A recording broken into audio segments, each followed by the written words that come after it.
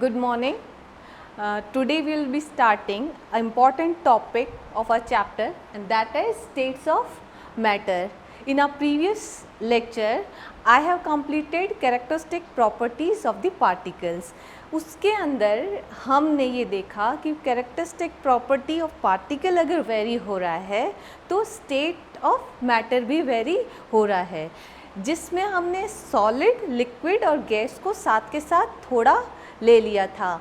अब in general हम लोग इन्हीं तीन स्टेट ऑफ मैटर को अपने सराउंडिंग में देखते हैं, सॉलिड, लिक्विड एंड गैस। अब ये स्टेट्स ऑफ मैटर जो हैं अभी हम अपने चैप्टर के अंदर डिटेल में पढ़ेंगे। स्टेट्स ऑफ मैटर क्यों डिफरेंट हैं, इसका रीज़न है because the change in characteristic properties of particle leads to the different states of matter. ठीक है, इसको अगर मैं लिखूं, due to variation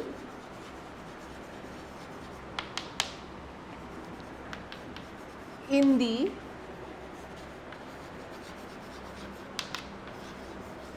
properties of particles,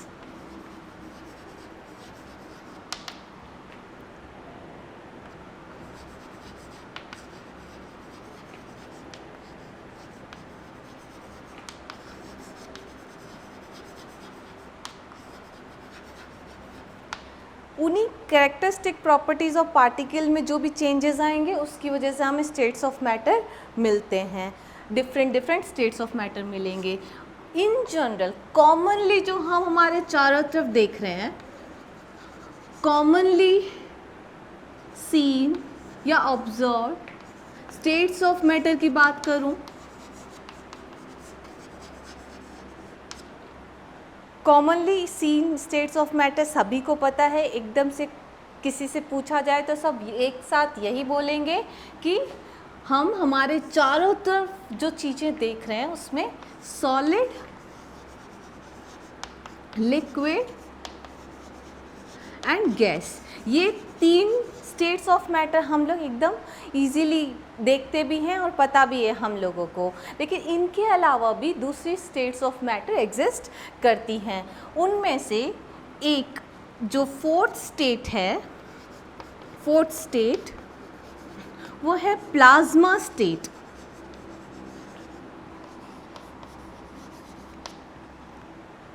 ये जो स्टेट हैं ये नॉर्मल कंडीशंस में हम लोग नहीं देख पाते, बट हाई टेम्परेचर या बहुत हाई वोल्टेज प्रोवाइड करने पे ये स्टेट आएगी। इसके बारे में थोड़ा सा लास्ट में हम लोग देखेंगे। ठीक है, अभी एक बार लिख देती हूँ। इसके अलावा ये चार स्टेट हो गई, इसके अलावा भी हमारे पास तीन स्टेट्स ऑफ मैटर होती हैं। वो कौन कौन सी हैं? तो अभी ये जितनी भी स्टेट्स ऑफ मैटर हैं हम लोग हाल फिलहाल इतनी स्टेट्स ऑफ मैटर को डिस्कस करते हैं। जो सबसे कॉमनेस्ट है solid, liquid, gas, plasma state. Fourth जो अपनी स्टेट है इसके बारे में हम लोग पढ़ेंगे, बोस आइंस्टीन कंडेंसेट, इसके बारे में भी हम लोग पढ़ेंगे बाद में डिटेल में। उसके अलावा एक क्वार्क, ग्लूऑन प्लाज्मा और एक डीजनरेट मैटर स्टेट। ये जो स्टेट्स ऑफ मैटर हैं उनमें से मोर कॉमनली फाउंड जो है solid state, liquid state and gas state. Plasma state जो है वो हम लोग आगे पढ़ेंगे, इसके बारे में डिटेल में। बोस आइंस्टीन फिफ्थ स्टेट हैं, वो भी हम लोग आगे पढ़ेंगे। उसके अलावा जो सिक्स और सेवन्थ स्टेट हैं, क्वार्क, ग्लूऑन प्लाज्मा और डीजनरेट मैटर, ये सभी के सभी एक बार लिख दिए। मोर कंसर्न हम लोग डिटेल में ये पढ़ने वाले हैं। ठीक है, अब इनमें से ऐसी हैं कि कुछ नॉर्मल कंडीशंस में हमें नहीं मिलेगी, एक्सट्रीम कंडीशंस पे मिलने वाली हैं, तो वो सारा का सारा एक बार मैं बाद में डिस्क्राइब कर दूंगी। एक बार इनको बस रीड आउट कर लो और समझ लो कि 7 स्टेट्स ऑफ मैटर हैं हमारे नोन में, उनमें से एकदम नेचुरली अकरिंग यही है और कुछ आर्टिफिशियली सिंथेसाइज्ड है इन एक्सट्रीम कंडीशन। अब इन स्टेट्स ऑफ मैटर को पढ़ने से पहले सॉलिड, लिक्विड एंड गैसेस के बारे में जो हम लोग डिटेल में आज पढ़ेंगे, प्रॉपर्टीज़ ऑफ मैटर बताते वक्त मैंने सॉलिड, लिक्विड और गैस को थोड़ा थोड़ा डिस्क्राइब कर लिया था। अभी जो डिटेल में पढ़ेंगे उससे पहले कुछ टर्मिनोलॉजीज़ जो हैं वो इनमें क्योंकि इनकी प्रॉपर्टी को डिस्क्राइब करने में काम आएगी, तो हम 2-4 और थोड़े से टर्म्स, उनकी डेफिनेशन और उनके बारे में समझ लेते हैं, ताकि जो अपन लिस्टिंग करेंगे हर स्टेट के लिए तो समझना और आसान हो जाएगा। तो वो प्रॉपर्टीज़ क्या हैं देखते हैं। So as I have said कि हम लोग सॉलिड, लिक्विड एंड गैस को पढ़ेंगे, बट उनमें कुछ प्रॉपर्टीज़ आएगी, वो समझेंगे उसके साथ में, बट उन प्रॉपर्टीज़ को एक बार डिफ़ाइन कर लेते हैं ताकि उस समय हम लोग उसको अच्छे से समझ पाएँ।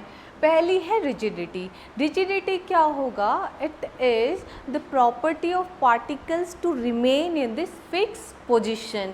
जो पार्टिकल्स हैं वो क्या होंगे? वो एक ही पोजीशन पे फिक्स अगर रहते हैं तो उसको हम रिजिडिटी बोलते हैं, ठीक है। वो अपने शेप में कोई भी चेंज नहीं लेके आएंगे।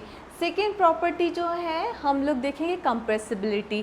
कंप्रेसिबिलिटी क्या होगा कि अगर आप किसी भी चीज़ पे फोर्स लगाएंगे तो वो चीज़ साइज़ में या वॉल्यूम में रिड्यूस हो सकती है या नहीं, उसी चीज़ को डिफ़ाइन करने के लिए ये टर्म हम लोग यूज़ में ले रहे हैं। The ability of something to get reduced in size और वॉल्यूम, ठीक है। फ्लूइडिटी, थर्ड चीज़ है fluidity. It is the ability to flow. किसी भी चीज़ में अगर फ्लो करने की टेंडेंसी है तो हम लोग बोलेंगे उसमें क्या है? फ्लूइडिटी है, ठीक है। उसके बाद लास्ट है इम्पॉर्टेंट चीज़ डेंसिटी।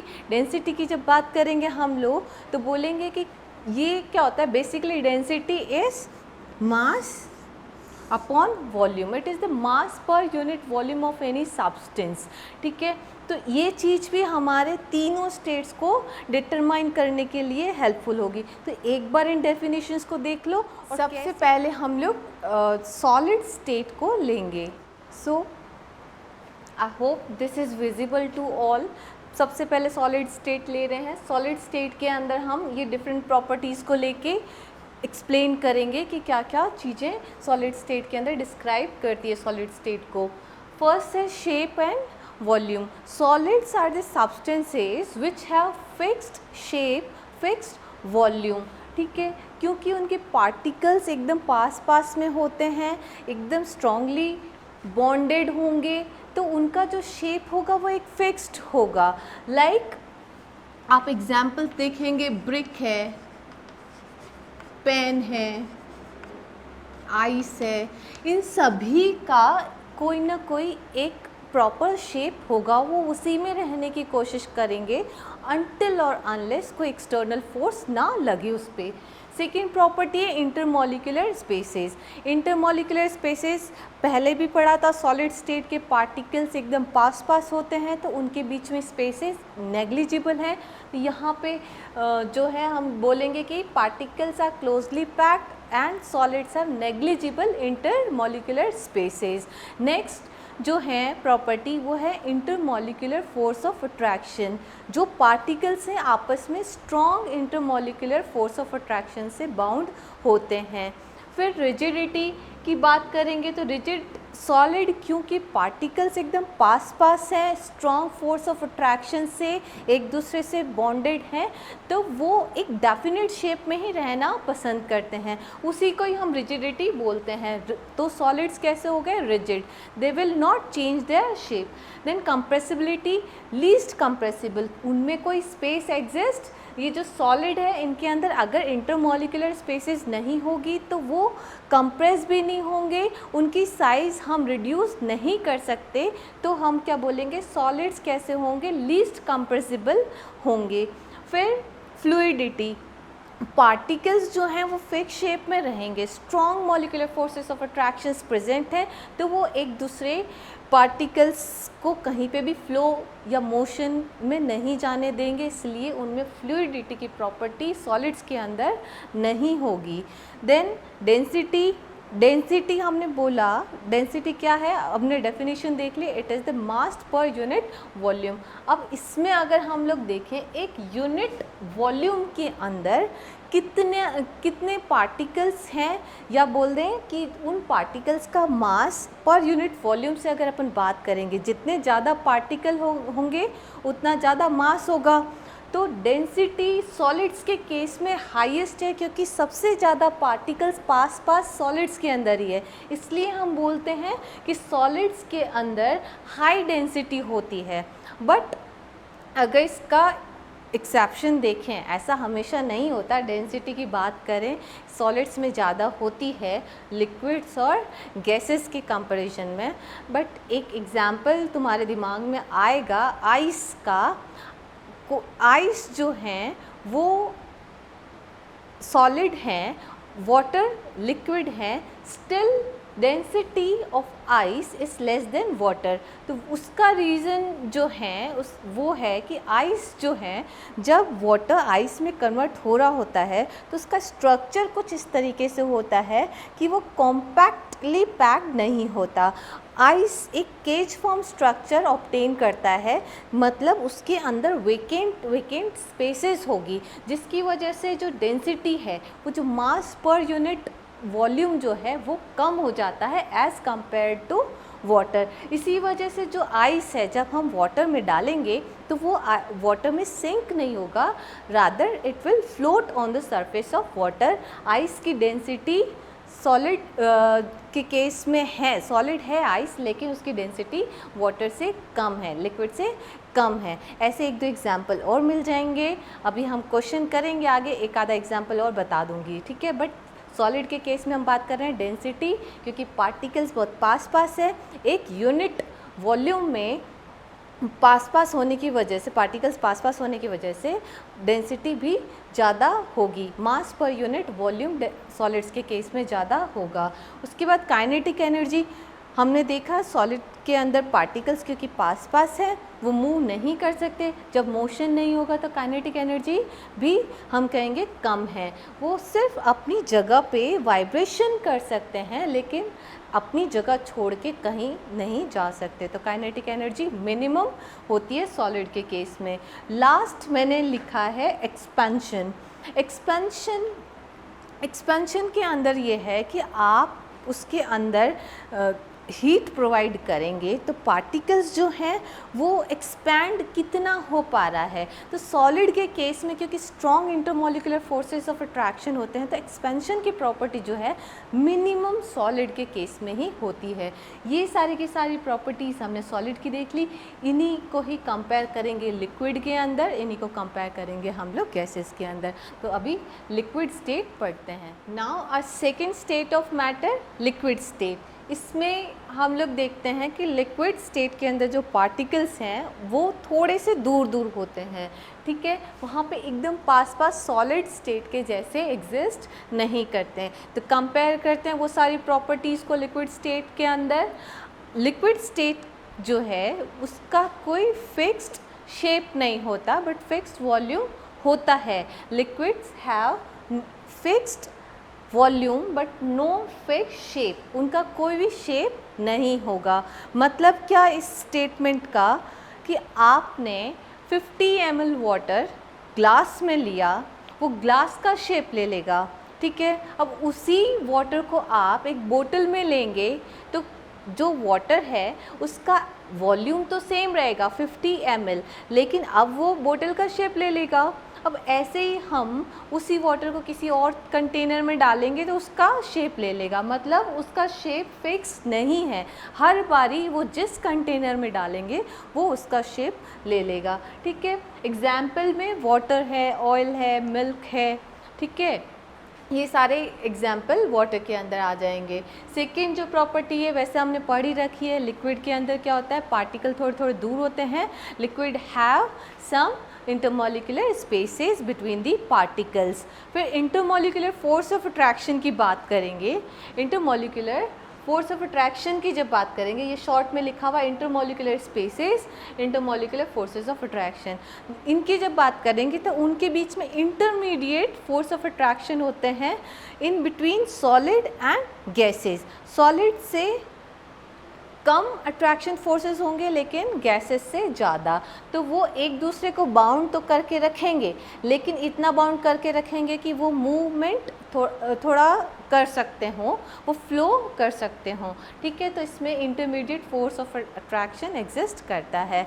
रिजिडिटी की बात करेंगे, अब क्योंकि इनके पार्टिकल्स के बीच में स्पेसेस है, इंटरमोलिकुलर फोर्सेस भी सॉलिड के केस से कम है, तो ये उतने रिजिड नहीं होते हैं।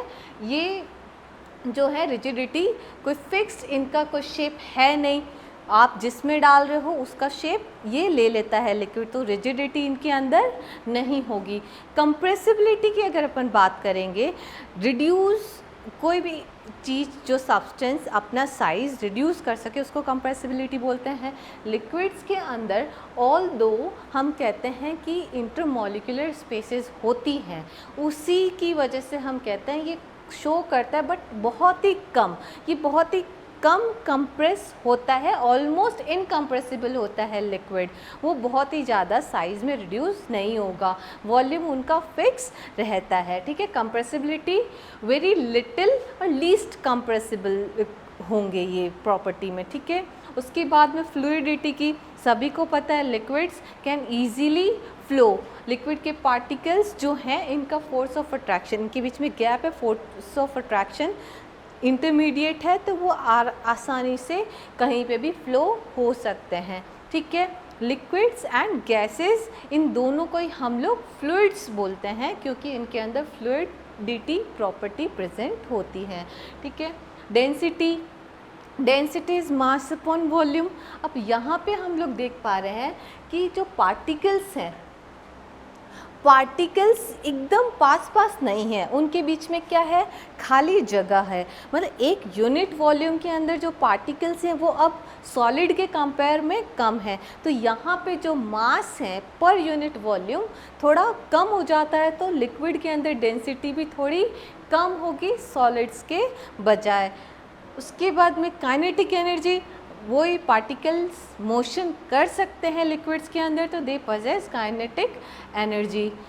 लास्ट प्रॉपर्टी जो लिखा है मैंने वो है एक्सपेंशन वाला। एक्सपेंशन वाली प्रॉपर्टी जो है वो आप पार्टिकल्स जो है इसको हीट करोगे तो इनके बीच में वैसे बहुत ज़्यादा स्ट्रॉन्ग इंटरमोलिकुलर फोर्सेस नहीं है, तो ईजिली एक्सपेंड हो सकता है, सॉलिड से काफ़ी ज़्यादा ईजिली एक्सपेंड होगा, तो ये इस प्रॉपर्टी को शो करेंगे एक्सपेंशन को, ठीक है। अब गैसेस स्टेट के बारे में लिखते हैं। अभी गैसेस स्टेट जो थर्ड स्टेट है हम लोग इसको पूरा डिटेल में पढ़ेंगे। गैसेस स्टेट में हम लोग कहेंगे कि they have no fix shape, no fixed volume, इनका शेप भी फिक्स नहीं होता है और इनकी कोई फिक्स वॉल्यूम भी नहीं होती है। पार्टिकल्स जो हैं वो काफ़ी दूर दूर एग्जिस्ट करते हैं, ठीक है। अब ये वैसे तो ये सारी चीज़ें हमने पढ़ भी रखी है, फिर वापस एक बार देख रहे हैं। इंटरमोलिकुलर स्पेस की जैसे बात कर रहे हैं, अभी मैंने कहा पार्टिकल्स बहुत दूर दूर हैं, तो इनमें बहुत ही ज़्यादा इंटरमोलिकुलर स्पेसेस एग्जिस्ट कर रही हैं। इंटरमोलिकुलर फोर्सेस सबसे लीस्ट होता है गैसेस के अंदर, रिजिड कोई शेप इनका होता ही नहीं है, पार्टिकल्स जो हैं वो रैंडमली मूव करेंगे, कोई शेप नहीं बात करेंगे, तो ये भी कैसे होंगे, लाइक लिक्विड, इनमें भी रिजिडिटी नहीं होगी। अब कंप्रेसिबिलिटी की जब बात करेंगे तो पार्टिकल्स क्योंकि बहुत ज़्यादा दूर दूर हैं तो इनको आप बहुत ईजीली कंप्रेस कर सकते हैं। पार्टिकल्स दूर दूर हैं, उस पर अगर प्रेशर लगाएंगे तो पार्टिकल्स पास आएंगे, तो इनको आप बहुत ही ज़्यादा कंप्रेस कर सकते हैं। तो इनके अंदर ये टेंडेंसी होती है कि दे आर हाईली कंप्रेसिबल। एक कोई गैस है, पिस्टन अगर हम लोग उसके ऊपर लगा रहे हैं तो उसको आप रिड्यूस कर सकते हो वॉल्यूम के अंदर। फिर फ्लूइडिटी की बात करेंगे, ये भी फ्लूइड्स होते हैं, इनके पार्टिकल्स आसानी से इधर उधर रैंडमली मूव करते हैं। दे shows fluidity can flow easily. Density, density अगर यहाँ पे बात करेंगे तो एक यूनिट वॉल्यूम में, अब सॉलिड में सबसे ज़्यादा पार्टिकल थे पर यूनिट वॉल्यूम, तो वहाँ पे डेंसिटी सबसे ज़्यादा। यहाँ लिक्विड के अंदर जब बात करी थी तो पार्टिकल थोड़े दूर दूर थे बट फिर भी मास पर यूनिट वॉल्यूम ज़्यादा था। डेंसिटी की बात करेंगे तो यहाँ पे डेंसिटी सबसे कम होगी as compare to solid and liquid. ठीक है, यहाँ पे पर यूनिट वॉल्यूम अगर आप देखोगे तो एक ही पार्टिकल दिख रहा है। अभी ऐसा ही केस होता है कि पार्टिकल बहुत दूर दूर होते तो एक यूनिट वॉल्यूम के अंदर पार्टिकल बहुत ही कम होंगे। पार्टिकल्स कम होंगे तो मास पर यूनिट की बात करेंगे तो गैस के स्टेट में डेंसिटी बहुत ही कम होती है। ठीक है, काइनेटिक एनर्जी पार्टिकल्स के अंदर फोर्स ऑफ अट्रैक्शन नेग्लिजिबल होते हैं, वो दूर दूर अपने आप रहते हैं और मूव करते हैं रेंडमली, तो उनके अंदर काइनेटिक एनर्जी सबसे हाईएस्ट होती है as compare to solid and liquid. Expansion की बात करेंगे, मैक्सिमम एक्सपेंशन इन्हीं के अंदर है।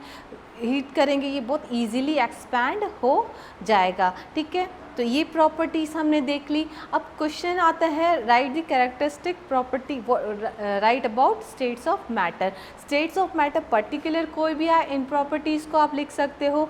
अगर कंपेरेटिव डिस्कशन आए on the states of matter तो आप जो हैं इन तीनों को आप कंपाइल करके एक टेबुलर फॉर्म में कंपैरिजन के फॉर्म में भी लिख सकते हो। अब कुछ चीज़ें इसके बारे में कुछ है जो छोटी मोटी चीज़ें रह गई है वो डिस्कस करते हैं, कुछ छोटा मोटा क्वेश्चन डिस्कस करते हैं। सॉलिड के केस में अभी ऊपर दो एग्जाम्पल मैंने लिखा है, रबर एंड स्पॉन्ज। ठीक है, अब ये सॉलिड हैं लेकिन इनको जब आप देखते हो रबर बैंड को स्ट्रेच करोगे तो इसका शेप वो इलास्टिसिटी शो करता है, वो स्ट्रेच हो जाएगा। स्पॉन्ज जो है उसको कंप्रेस करोगे तो वो कंप्रेस हो जाएगा। तो इनको हम सॉलिड कैसे कह रहे हैं? तो एक प्रॉपर्टी जो है वो ये है कि सॉलिड अपना शेप मेंटेन करने की कोशिश करता है जब हम एक्सटर्नल फोर्स अप्लाई करते हैं। तो अब वो जो फोर्स है अगर आप रिमूव कर देते हो तो वो वापस अपने ओरिजिनल शेप में आने की कोशिश करता है। ऐसा भी हो सकता है कि फोर्स इतना ज़्यादा हो कि वो अपना शेप रीगेन करने के बजाय उनमें फोर्स ऑफ अट्रैक्शन ही पूरे ब्रेक हो जाए, वो चीज़ ही ब्रेक हो जाए या डीफॉर्म हो जाए, ये चीज़ पॉसिबल है। लेकिन इतना फोर्स है कि आपने लगाया वो ब्रेक नहीं हो रहा है तो वो चीज़ अपनी ओरिजिनल शेप में आने की कोशिश करेगा। रबर बैंड की बात करेंगे तो रबर बैंड को आप फोर्स लगाओगे वो स्ट्रेच होगा। ठीक है, स्ट्रेच होगा जब तक फोर्स उस पर अप्लाइड है। फोर्स रिमूव करोगे, जब आप फोर्स रिमूव कर दोगे तो रबर बैंड क्या करेगा? अपनी ओरिजिनल शेप में आने की कोशिश करेगा।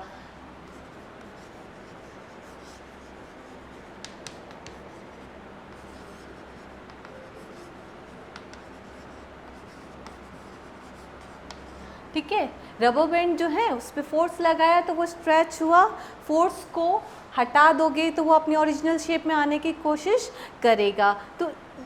तो यहाँ पे हम लोग ये कह सकते हैं कि वो सॉलिड ही है, उस पर फोर्स लगाया तब उसने अपना शेप चेंज किया, लेकिन फोर्स रिमूव करोगे तो वो अपनी ओरिजिनल शेप में आने की कोशिश कर रहा है। हो सकता है कि फोर्स अपन ने इतना ज़्यादा लगा दिया कि वो रबर बैंड टूट ही जाए, लेकिन ये सॉलिड के कैटेगरी में ही आएगा क्योंकि इसका फिक्स्ड शेप है, फिक्स्ड वॉल्यूम है। Rubber bands are solid. ठीक है, इसमें कोई डाउट तो नहीं है। ठीक है, अब रबर बैंड के बाद में अपन अगर ये एग्जांपल देखें स्पॉन्ज का, अब स्पॉन्ज सब कहेंगे कि जो सॉलिड होते हैं वो रिजिड होते हैं, लेकिन स्पॉन्ज को आप फोर्स लगाओगे तो वो कंप्रेस हो जाएंगे। तो ये एक्चुअल में स्पॉन्ज का जो स्ट्रक्चर है उसकी वजह से है। स्पॉन्ज के अंदर नंबर ऑफ एयर ट्रैप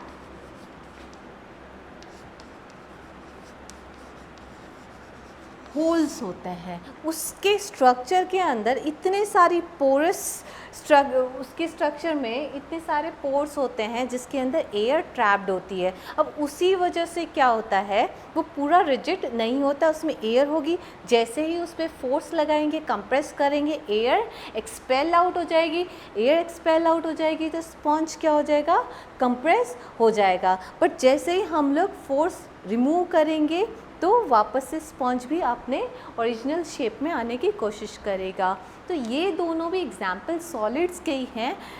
ये अपनी शेप जो है वो रीगेन कर रहे हैं जब हम फोर्स हटा रहे हैं। जब तक फोर्स नहीं लगाया they will be in their fixed shape, fixed volume, both are solids. ठीक है, एक एग्जाम्पल वैसे मैंने थ्योरेटिकली पढ़ाते हुए भी जो पॉइंट्स लिए थे उसमें बता दिया कि डेंसिटी जो है सॉलिड्स की हाई होती है, लेकिन आइस जो है इसकी डेंसिटी जो है वाटर से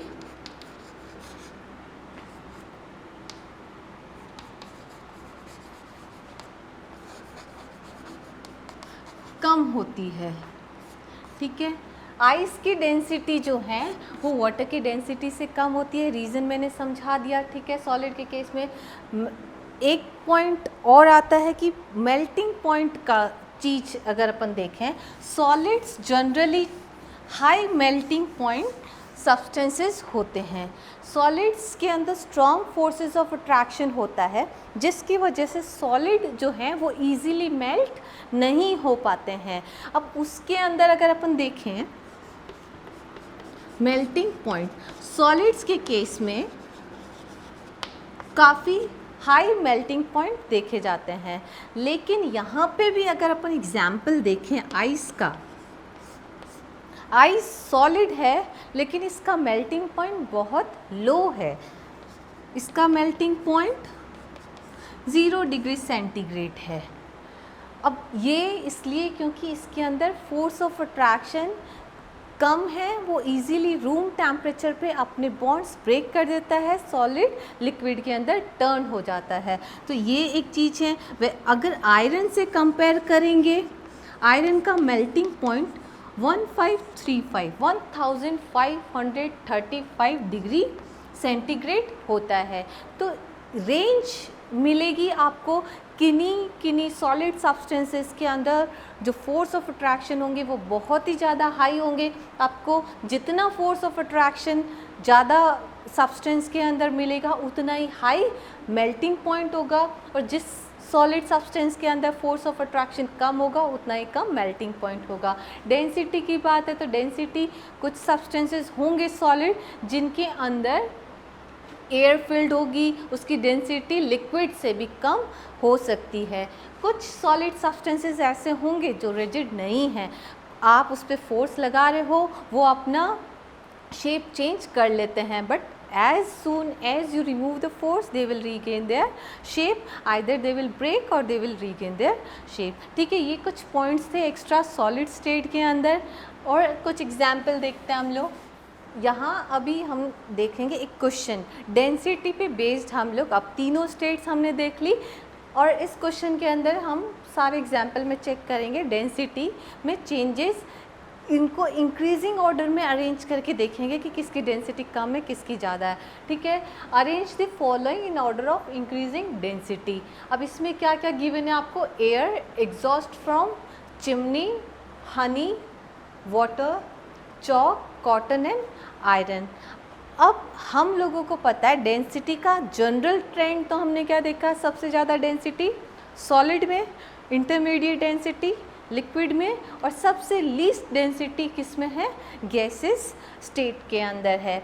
अब इसके अंदर सॉल्यूशन कैसे होगा, एयर जो है, एयर की डेंसिटी सबसे कम है। ठीक है, एयर सबसे पहले आ जाएगा, फिर उसके बाद में इसकी डेंसिटी इससे कम क्यों है, एग्जॉस्ट फ्रॉम चिमनी। अब ये जो हैं ये इससे ज़्यादा, एयर से ज़्यादा डेंसिटी रखता है। क्यों रखता है,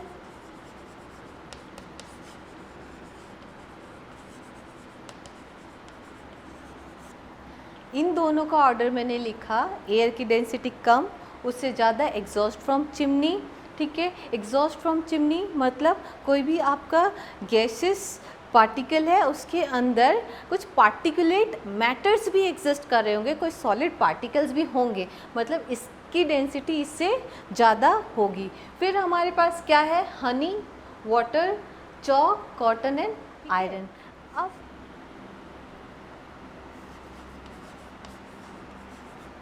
कॉटन, इसके बाद में क्या आएगा, कॉटन, फिर वाटर, हनी, और वाटर में डेंसिटी ज़्यादा हनी की होती है। देन क्या रह गया अपना, चॉक, फिर आयरन। अब इसमें हमने देखा कि cotton although is solid but इसकी डेंसिटी वाटर से कम होगी। फिर उसके बाद में इनकी जो ऑर्डर है वो ये रहेगी, air, exhaust from chimney, cotton, water, Honey, chalk and iron, ठीक है। ये क्वेश्चन हो गया आपका एनसीईआरटी का इन टेक्स्ट क्वेश्चन है, ठीक है।